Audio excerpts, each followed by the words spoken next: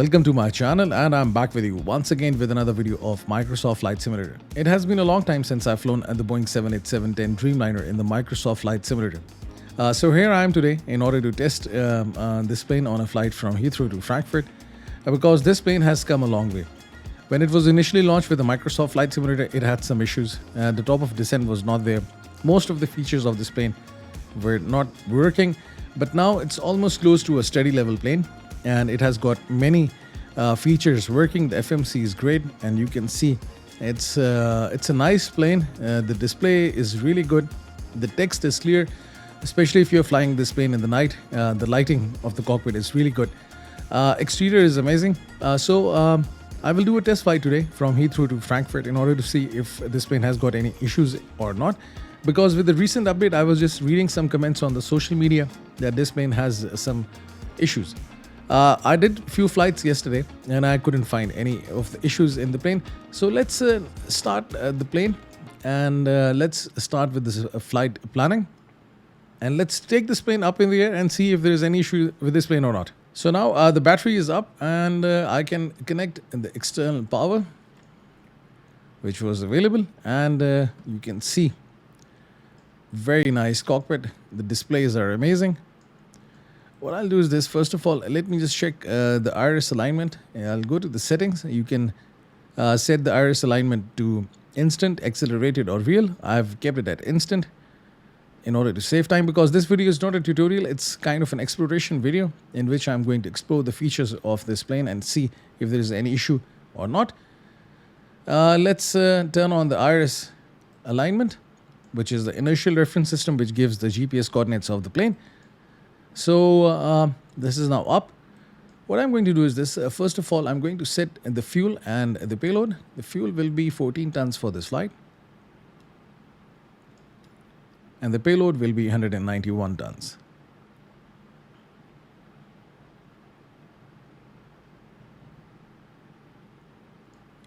That's it. So now the fuel and the payload is done. And let's cross check. Fuel is set and the cross weight is coming. Now I can start with the configuration of the FMC. Reference airport will be EGLL, which is Heathrow. Go to route and set the route information, EGLL to EDDF, which is Frankfurt.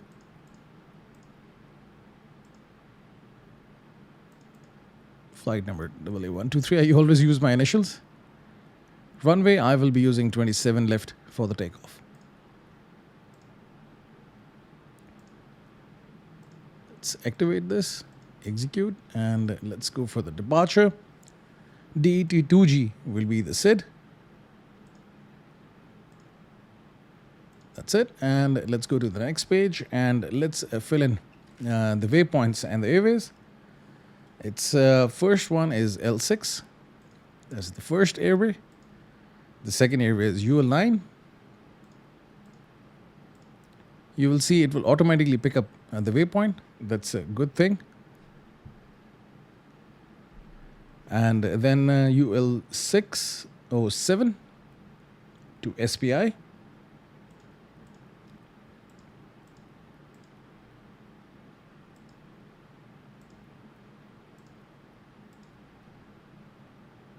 Sorry. Let's do it again.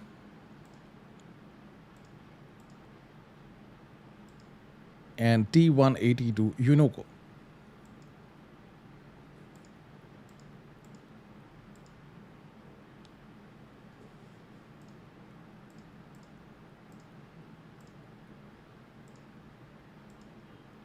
And that's it. And for the arrival, I will be landing on runway 25 right in Frankfurt. DF4 to 6 will be the transition. And the star will be Unoco 4A. This one. Execute. So I can now cycle through the flight plan and see if there is any discontinuity or any issue with the flight plan. Let's set the range to 40. Turn on the traffic and let's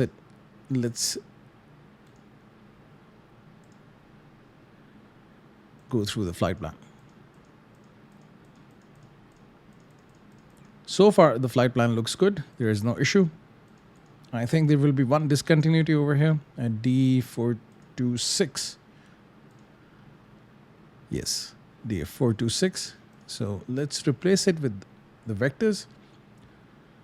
Okay, so now it's done.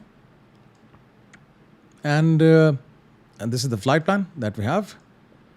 I can now carry on with the rest of the stuff. The performance initialization. Another tongue twister. The tongue twister word itself is a tongue twister. Okay. So the cruising altitude will be 380, flight level 380, which is 38,000 feet. Cost index 80. Zero fuel weight. Reserves will be 6 tons.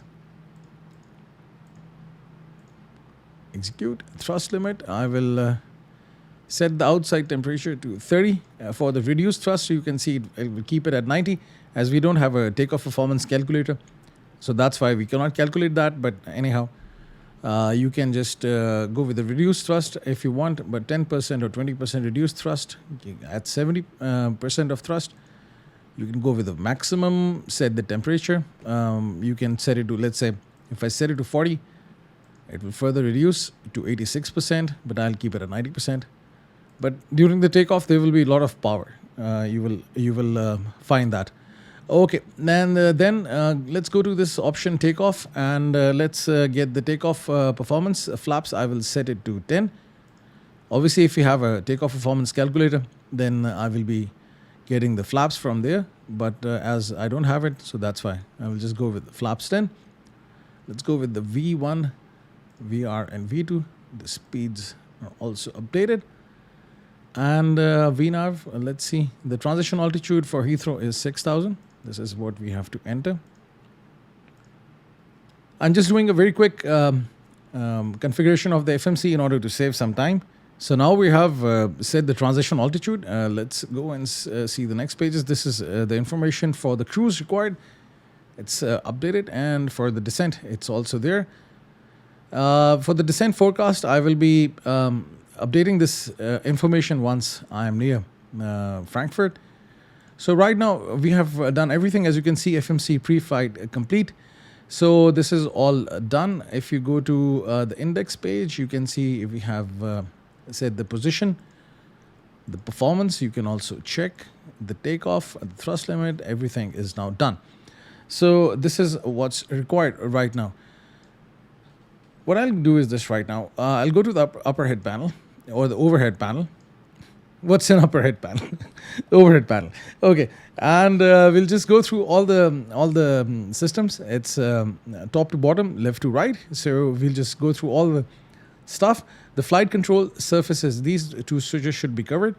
You cannot also interact with them. So iris, you've already turned it on. The iris alignment is complete. Heading reference set to normal. Primary flight computers this should be covered. Set to auto and covered. Let me just cover it again. Electrical, the battery is on. It will remain on throughout the flight. And plus the IFE or passenger seats, this button should be on. Cabin utility, this button should also be on. APU is off. Before the pushback, I will turn it on. APU generators are on. And the external power is connected. And you can see the AC buses, all the buttons are on over here. You cannot interact with these buttons. They should be covered. Now, I'll just press Control 8. Let me just change the view and show you something. You can also change the brightness of the heads-up display. If I get the heads-up display.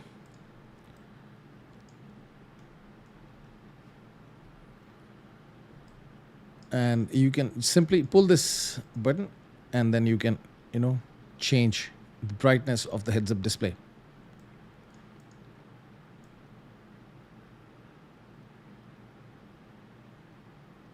See? So you can adjust it accordingly.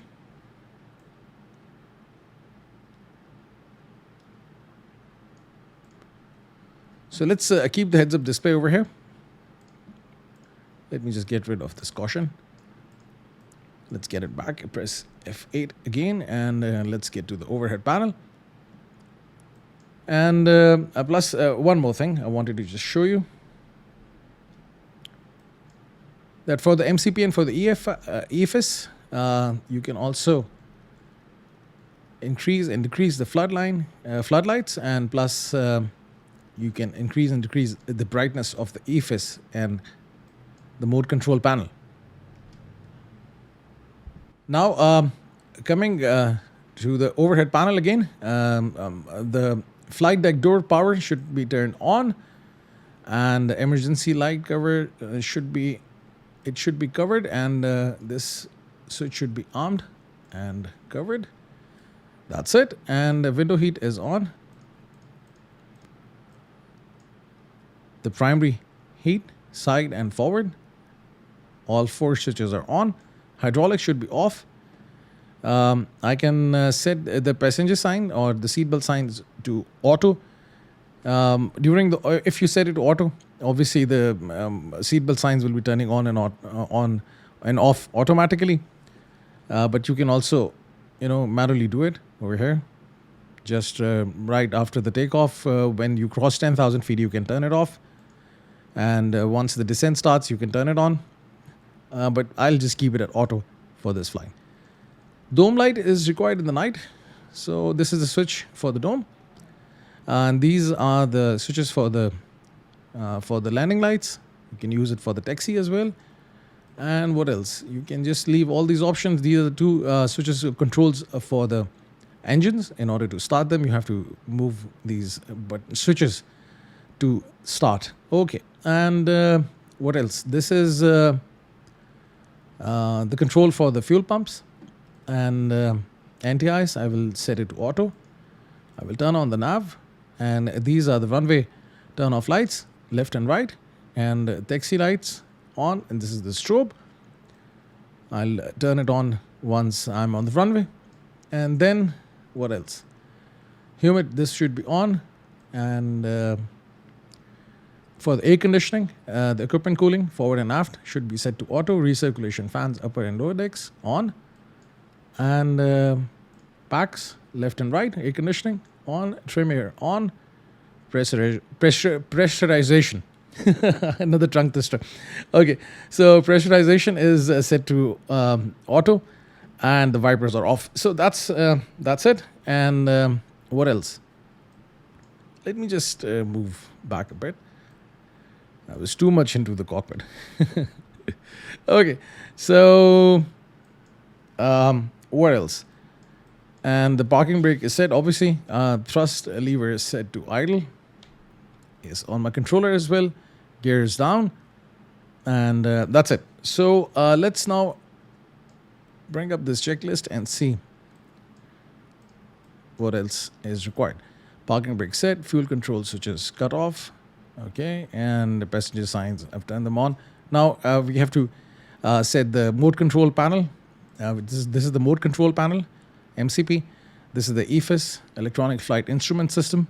So let's also configure it. So first of all, I will configure the EFS, and I will set the barometric pressure in order to adjust the altimeter. 29.88. It is the barometric pressure right now in Heathrow, and you can see the altimeter is now set. What else? Traffic, you have to press this button in order to see these circles for the distance. You can see the range for the navigation display is set to 40. You can also increase and decrease the range. You can see the airport over here. I will keep it at 10. So range will be 10. This is 5 nautical miles and this is 10. That's it. Flight director should be on. And let's arm the auto throttle. What else? We have to set the V2 over here. So what I'll do is this. I will just go over here in the takeoff performance and see the V2, which is, I forgot to enter it. It's 154. So let's set it to 154 because this is the speed I will be trying to achieve right after the takeoff. This is the speed at which the plane can still fly if one engine fails. So 154. And heading, for the runway 27 left is 269 degrees. So let's set the heading. It is required if you are flying in the heading mode. But as I will not be using the heading mode, so otherwise it will not make a difference. I will be using LNAV and VNAV. But in case if you have to fly in the heading mode, then obviously you need heading over here. And the altitude will be 6,000 feet right after the takeoff, because at this point, I'll just show you. If you go to this option legs, you will see at DET, the altitude, the ceiling is 6,000 feet, and afterwards there's a climb. So I will climb to 6,000 feet, and then afterwards I will further climb to 38,000 feet. That's it. And with this, I can activate LNAV and VNAV. What else? And I can set the transponder to transponder. So these are the things that we had to set before the flight. And let's see if all the doors are closed. You can see all the doors are closed, not armed right now. They will be armed once the engines start. Okay, and what else now? Now we have to turn on the hydraulics. So let's now turn on the hydraulics. The demand electrical right and left set to auto, and central 1 and central 2 to auto. This is done. And now turn on the fuel pumps.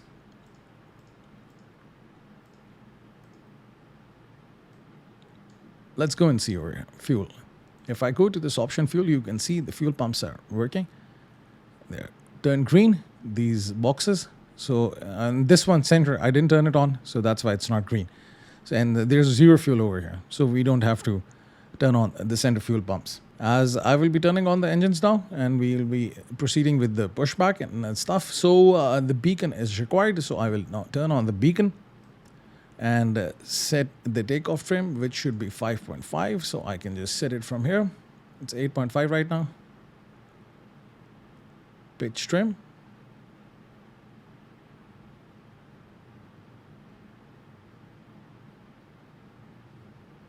It takes some time.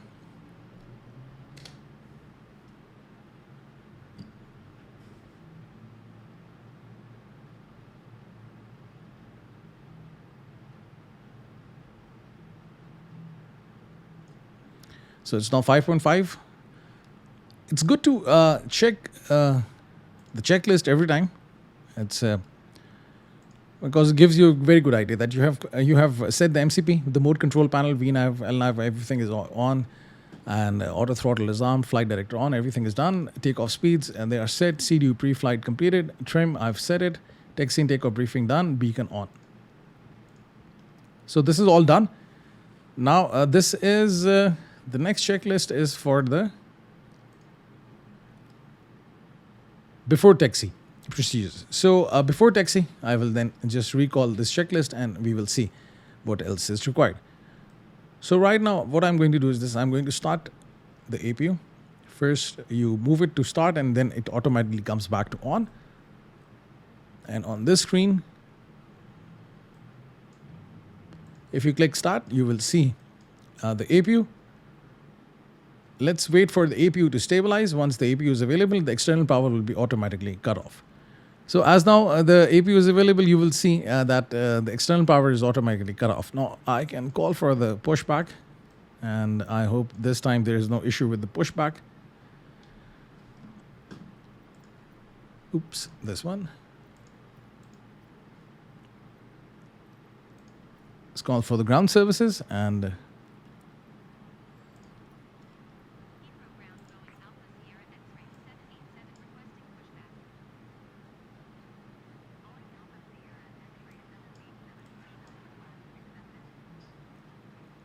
so as it's an exploration flight, that's why I will not be going so much into the details. And I will just also try to cut off the time wherever I can in order to just shorten this video so that we can just quickly go through all the procedures and see how we can carry out a successful flight with this plane. And plus, if there is any issue in this plane, we can identify that. I hope there is no issue right now in this flight because yesterday when I did a few flights with this plane, everything was good. The best thing I liked about this plane is now the top of descent is also coming. You can also see it in the progress. Once we are airborne, you will see it. So the runway is on the left side, so I will be turning the plane towards right.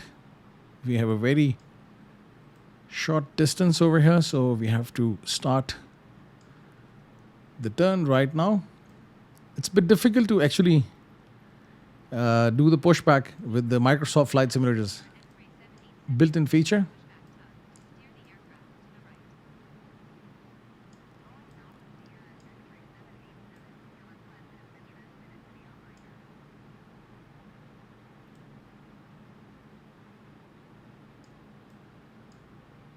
I hope today is it is a good pushback. It's a very the turn is very short. Anyhow, I will just ignore it again, just like I ignore it in my other videos that the pushback is good. So I will just ignore any mishap during the pushback. I actually refrain from using any third-party plugins because I hardly get a chance to make videos on my channel. And if there is any issue with the plugin, if the simulator crashes, then while I'm trying to make a video, I cannot make a video and then I have to spend a lot of time in fixing the issue. So that's why I refrain from using any plugin.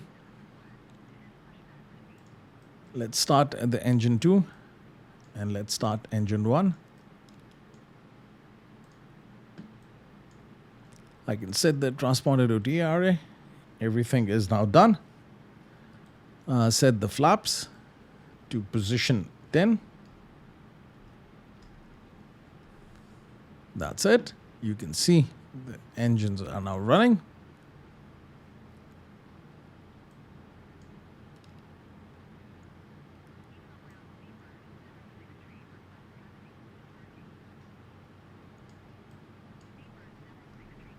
Just look at the pushback.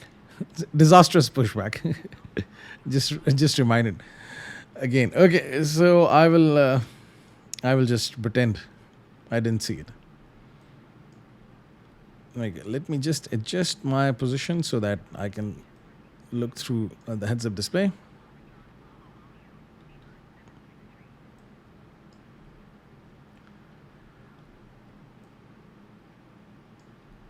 I think this is a good view of the heads-up display. Brightness is also good. I think I can, yes, see through the heads-up display. It's good. So engines are now running. Can I turn off the APU? Yes, now the APU is off. I can turn on the lights.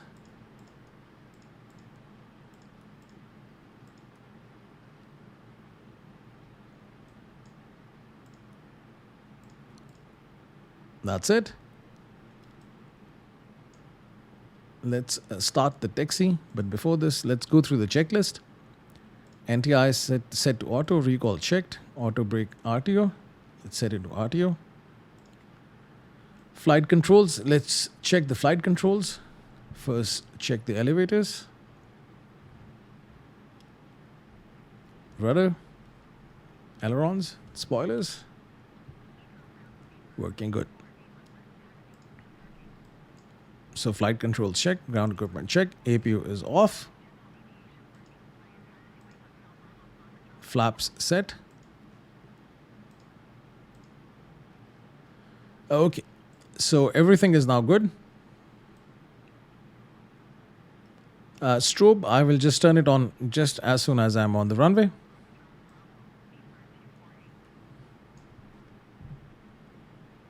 And if you look at the screen, you will see all the information coming: auto brake RTO, APU cool down, doors auto. Let's see, doors, are they armed? They're armed actually automatically. The crew does it. Release the parking brakes and let's check the doors. The click regions are so difficult. No, they're manual. Now they're armed. Okay, once the taxi is started, now they're armed. Okay, so everything is looking good so far. And we don't have any issue The taxi is also good. You are able to control the plane. It's not really difficult to control it.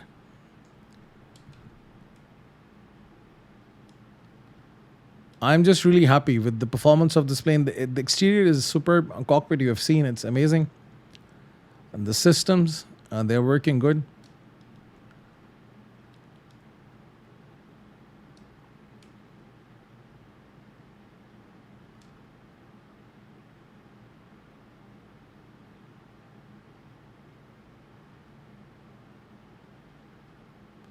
Lots of traffic at Heathrow right now. You can see so many planes coming in.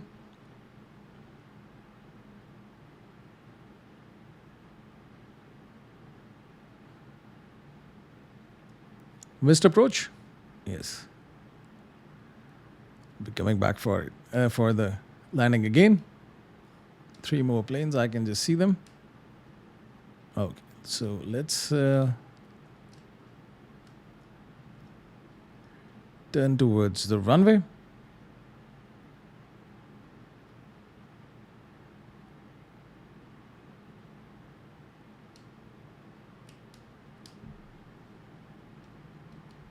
I'll just stop here.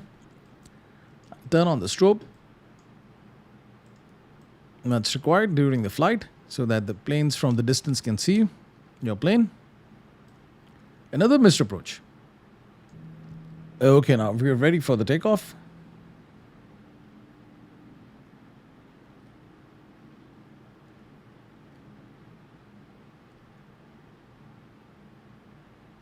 So it's a short flight to Frankfurt. I remember when I started flying planes in X-Plane 11. So this was one of the first routes that I tried.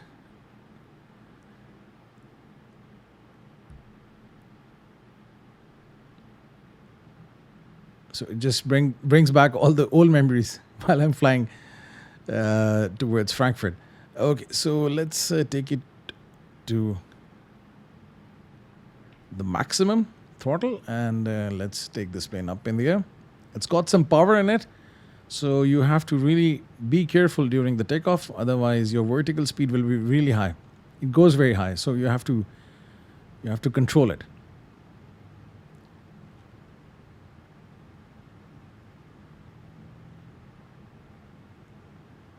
And let's rotate.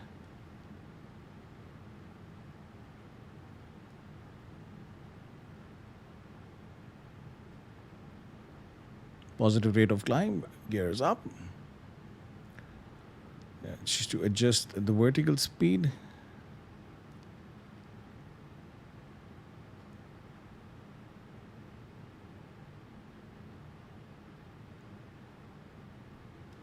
I can just retract the flaps by position 1.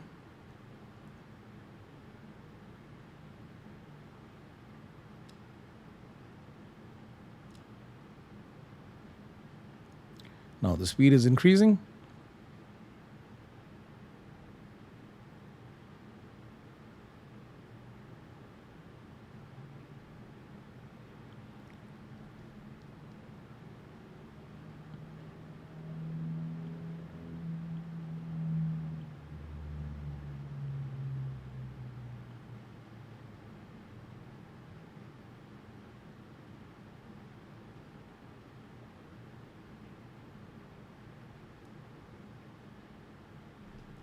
Flaps fully retracted, and then what I can do is this: I can turn on the autopilot. Oh, now it's under control. As I told you before, it's a bit difficult to control this plane during the takeoff, and plus there is an immediate turn after the takeoff, so that's why it gets a bit difficult to control it. Anyhow, we are just in the air, and you can see now the plane is going to level off at 6,000 feet because we have a constraint. You can see the constraints over here. If you click this option data, then you will be able to see them. Plus the time is also coming. So this is the waypoint, the next waypoint, which is active, and the time is coming, and over here this altitude is coming 4,000 feet above. And this is another plane coming in which is 1,100 feet above our plane. because we have set the altitude to relative rather than absolute for the incoming traffic or the traffic which is around the plane.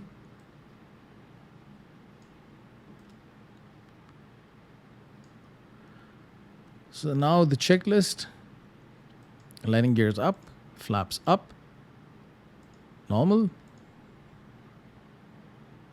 And now during the descent, we have to just do all these checks.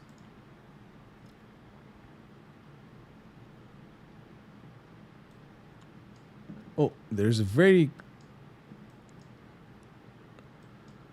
close plane. Over here you can see.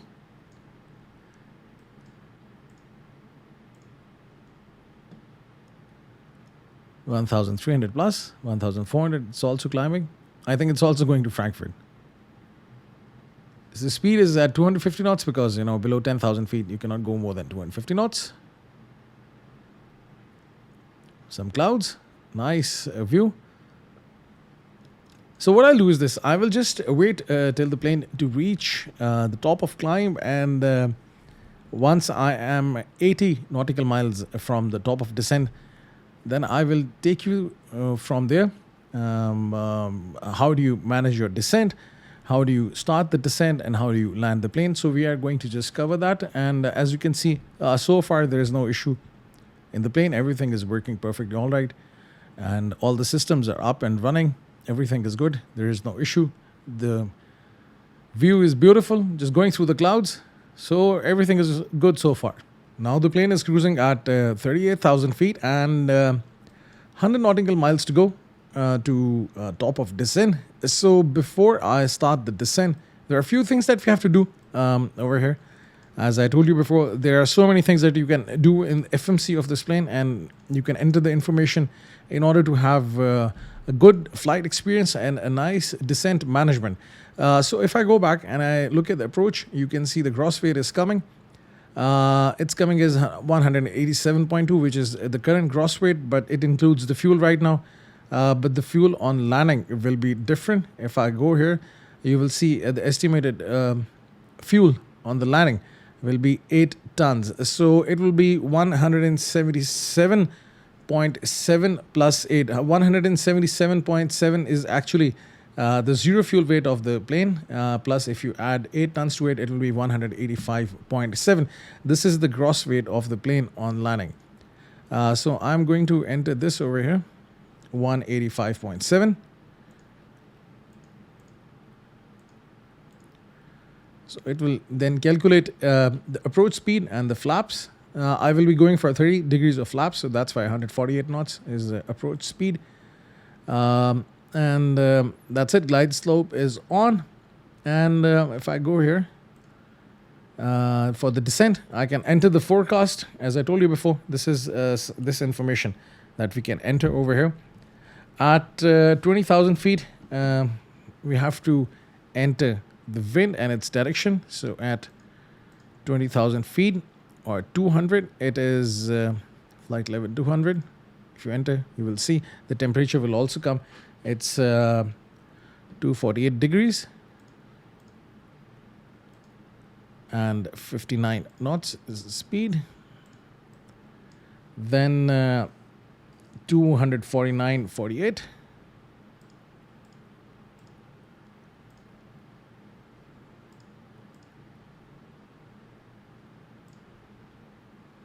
Oh, I have to enter the altitude first.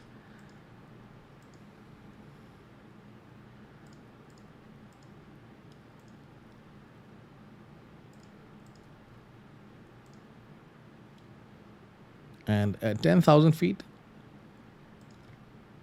242.36.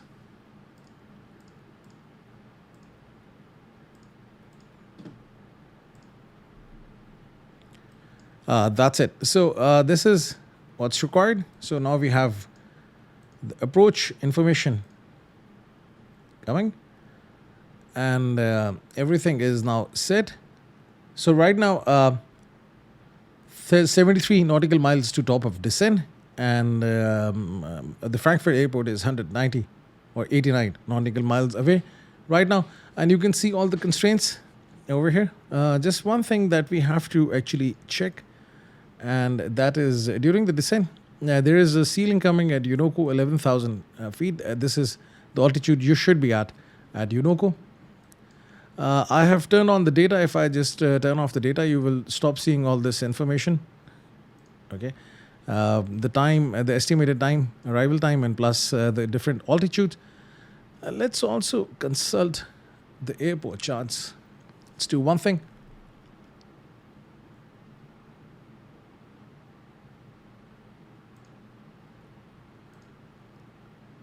And let's open the star. And you can see at Unoko, flight level 110, it's coming. And then afterwards, we will proceed towards the approach and then the final approach.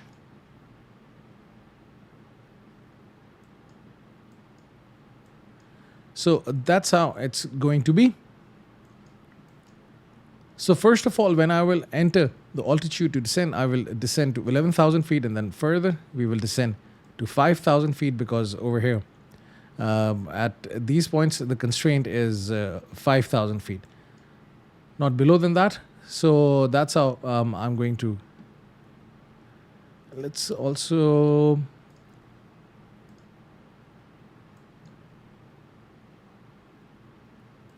open the airport chart. I will be landing at 25 right. I don't know why it's pointing towards the left. I've selected 25 right. Yeah. In the flight plan, it's also 25 right. Anyhow, we can just ignore that because the flight plan is correct over here in the navigation display. So now I'm near the top of descent. So I'm going to adjust the altitude and just reduce it to 11,000. And then I will start the descent.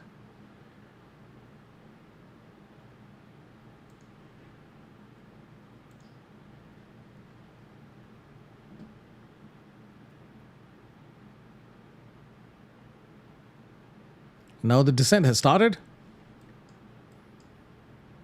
This is actually the deviation from the descent profile. It will appear over here. It will show you that whether your plane is actually following the descent profile or not. So this is a very good indicator coming in, and plus over here on the navigation display as well. So if this error is above, it means you are below. You're above the descent profile. And you are going to come very hot and high. And if this is below, it means you are above the descent profile. So if it's below, it's good. But if it's above, it's difficult. Then you have to increase your vertical speed, your descent rate in order to maintain your descent profile, which gets very difficult. So it's better to start your descent at the descent point. You don't have to miss the descent point. Otherwise, things are not going to be good. You can see the VNAV is now active. It's controlling the speed and the descent. It will keep on following the descent profile. So we don't really have to worry about anything. And I've initially set it to 11,000. I can also set it to 5,000 because, before you intercept the glide slope, your altitude should be 5,000. If you go to this option legs, you will see it.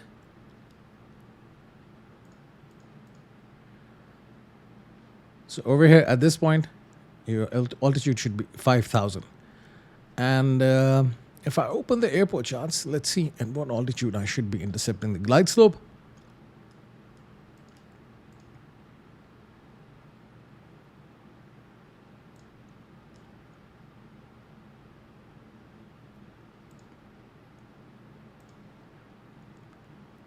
Let's go approach and 25 right.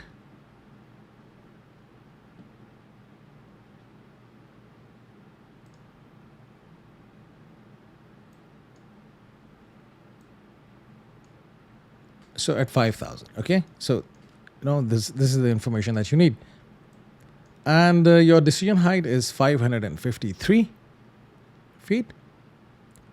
Radio is 200. So for the minimums, what I'm going to do is this. I'm going to set the minimums.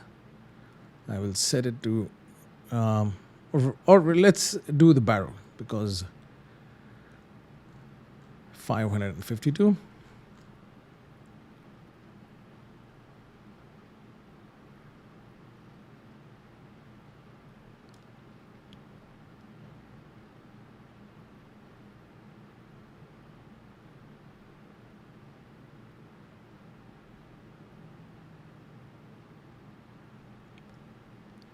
That's it.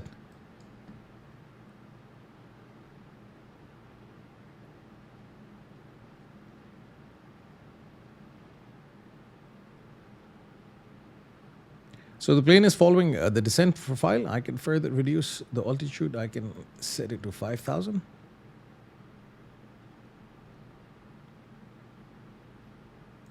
And then I can press this button. The altitude is now set to 5,000.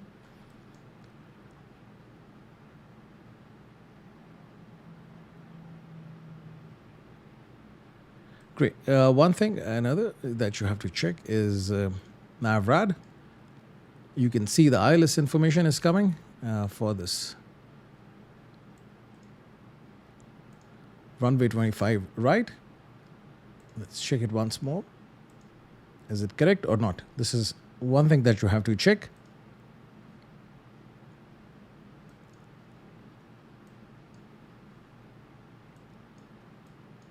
(109.75), 109.75. And the VOR is also adjusted 114.2 FFM. So it's coming. And that's it. And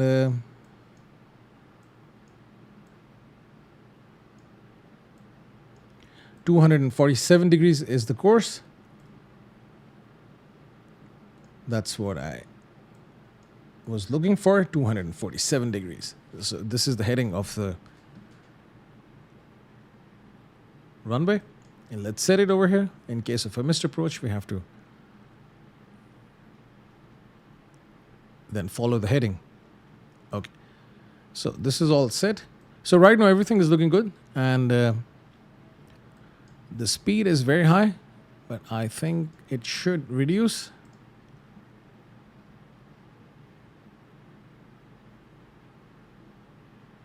Yes, it will reduce by DF414 to 293. And yes, speed is reducing. So I can further extend the flaps to reduce the speed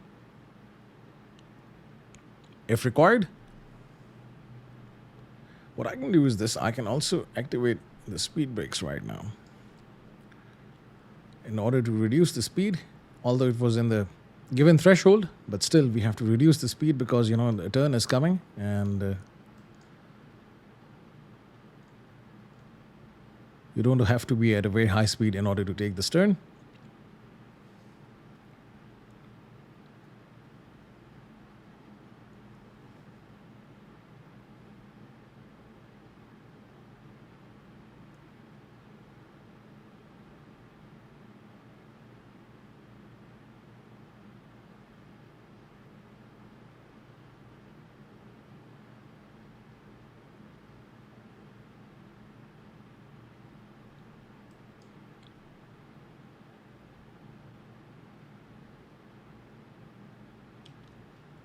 That's it. I can disengage the speed brake, and plus then I can arm it. Now you can see the speed is in control, and the plane is following the descent profile. It's at 12,000 feet.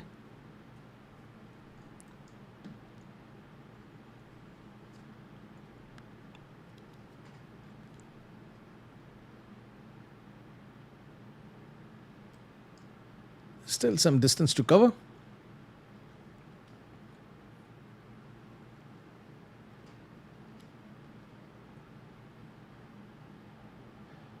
I can extend the flaps to position 5.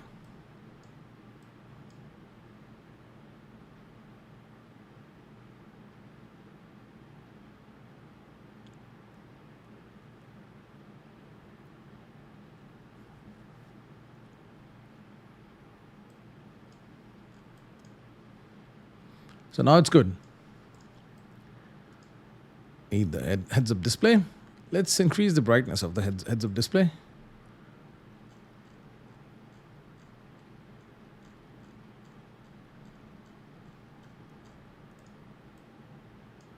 That's good now.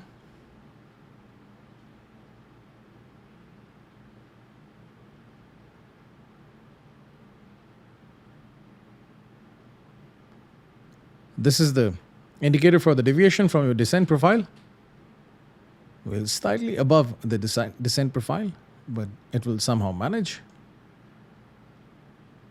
6,000 feet to go.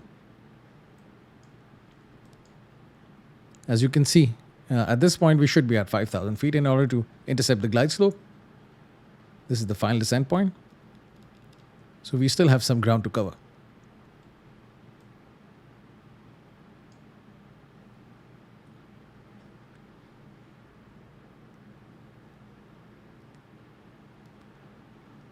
You can see the ILS information coming, IFWR 247 degrees.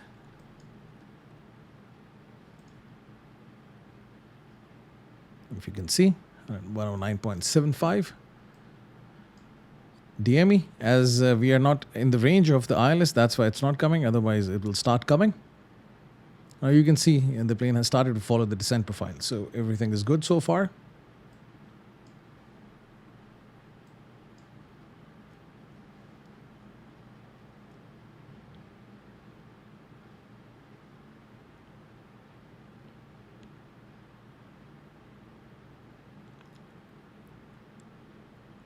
I can just move the iCast to another display, to the co-pilot side.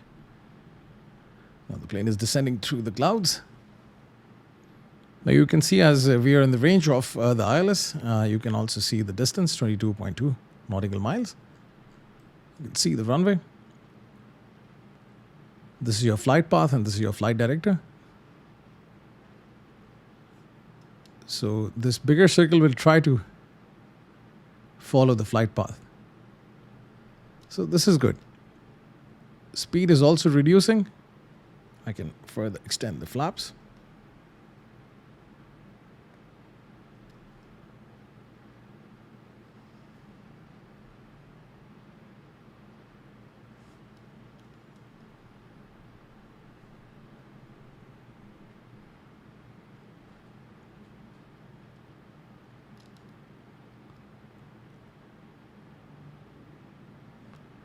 And I can also now activate the approach phase.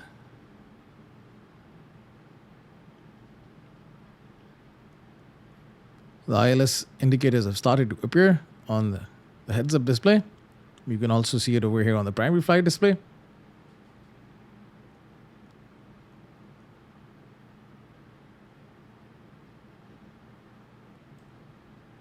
So it's easy to manage the descent with this plane and to perform an ILS approach and then landing.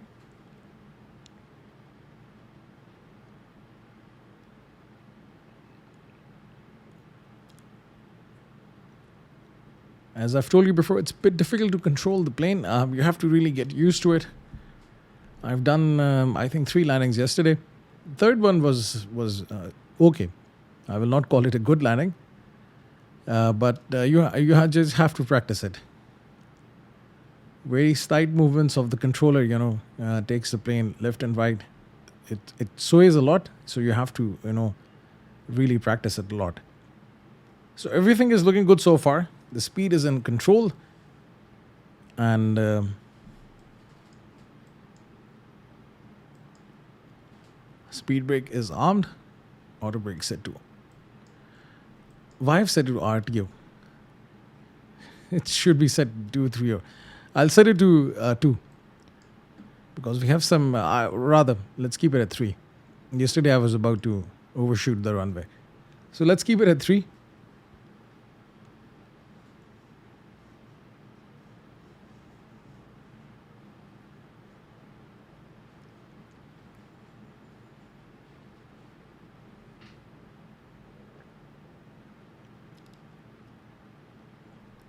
So in the future, I will be bringing more videos for this plane. I'll just try to explore all the features of this plane. And the first video that I'm thinking of doing is the configuration of the FMC, because that's the most important point. How do you configure the flight management computer? 10 nautical miles to go. At 6 nautical miles, I will lower the gears and extend the full flaps. So now 6 DME. Let's lower the gears, extend full flaps.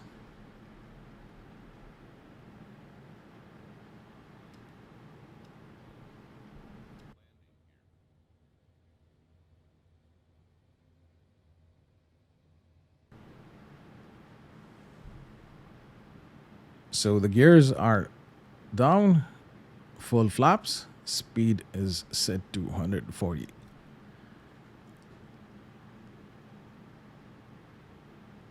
Eight.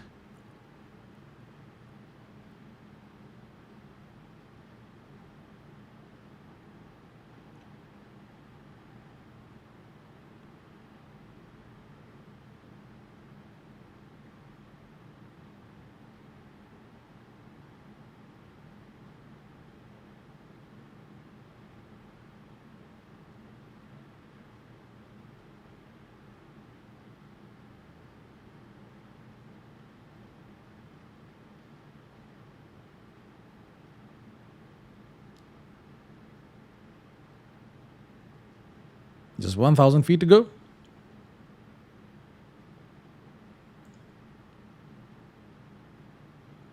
You can also activate terrain for the landing if you want.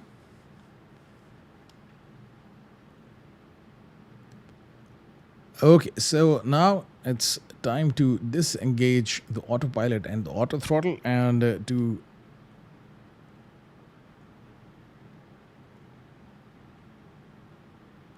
land the plane. Just 600 feet to go. So let me just disengage the autopilot and auto throttle. And let's try to land the plane.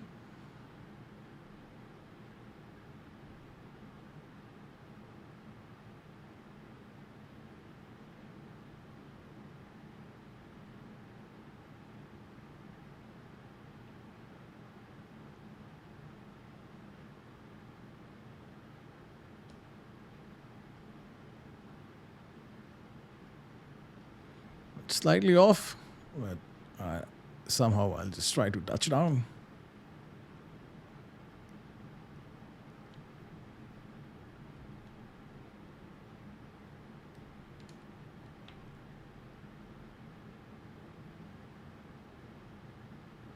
Reverse thrust activated.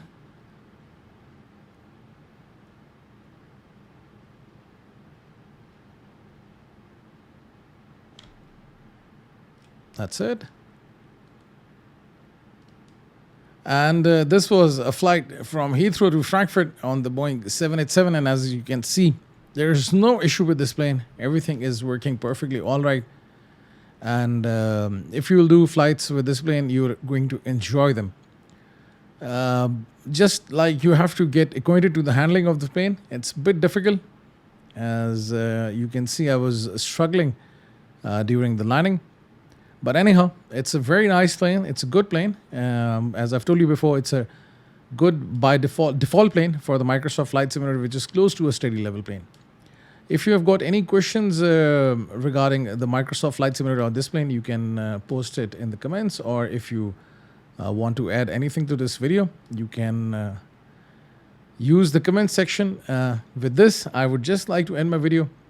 Have a nice day and hope to see you soon. Thank you very much for staying with me.